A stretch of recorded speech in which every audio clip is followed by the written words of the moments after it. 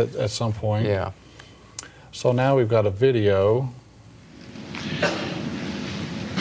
The fourth trip I made into this chamber, it was spotless. The furnishings were set in perfect order. The Ark of the Covenant, however, had been placed against the wall, the end of the cave.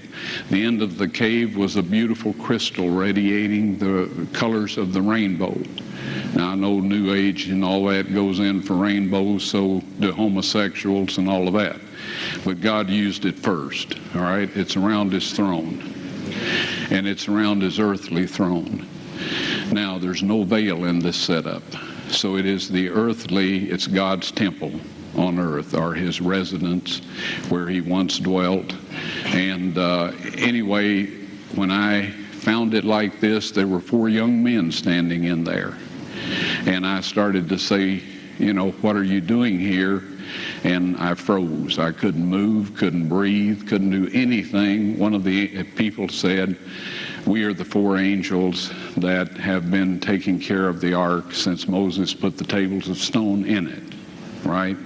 And they instructed me to set up my video camera with the tripod, aim it at the Ark of the Covenant, and they went over, lifted the mercy seat up.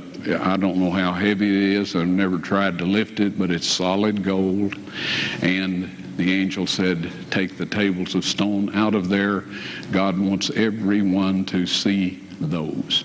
I took them out, all right? They put the mercy seat back down over the Ark of the Covenant. I backed away a little bit. The angel came, got the tables of stone, put them on a rock ledge inside the chamber, and I was then instructed to take a sample of the blood from the mercy seat, have that analyzed, and I did everything the angel told me to do. Real quickly, okay, dried blood is dead blood. Everybody knows that, all right? They can test the blood of the pharaohs, the mummies of the pharaohs, all right? There's certain things they can do.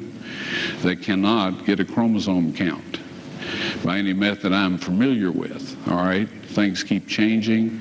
I don't profess to know everything. However, there's no way I know that you can get a chromosome count out of dead blood. You can get a DNA and some other things, but not a chromosome count, all right? That's done by living white blood cells. Now then, first of all, in this analysis, I took the blood into a laboratory in Israel. I asked one of the people I work with in antiquities, where is a good laboratory that does reliable work? And they said, such and such, such and such. I took it. I just said, please examine this blood and tell me what you can tell me about it. All right? They said, well, look, we're going to reconstitute it. We're going to put it in normal saline and keep it at body temperature for 72 hours with gentle swirling. All right, that's their business. That's great. I said, now I want to be there when you check it out. They said, fine. So I was back.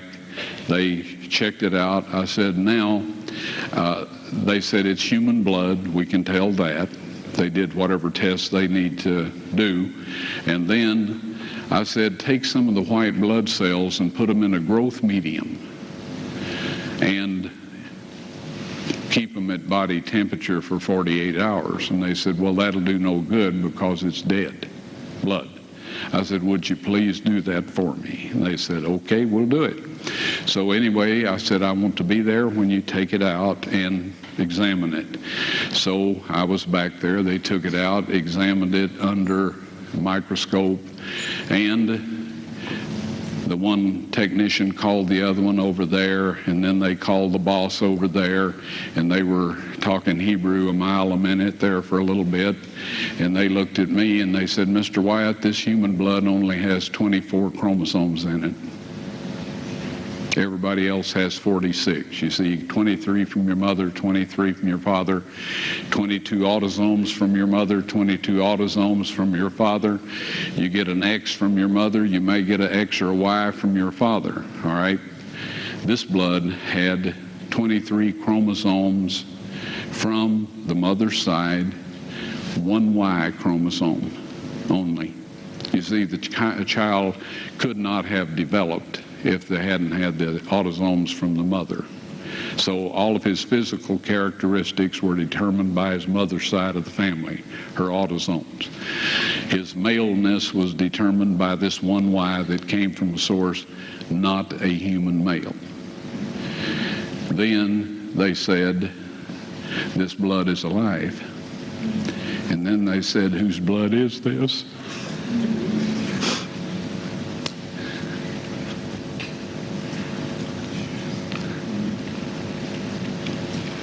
I said, it's the blood of your Messiah.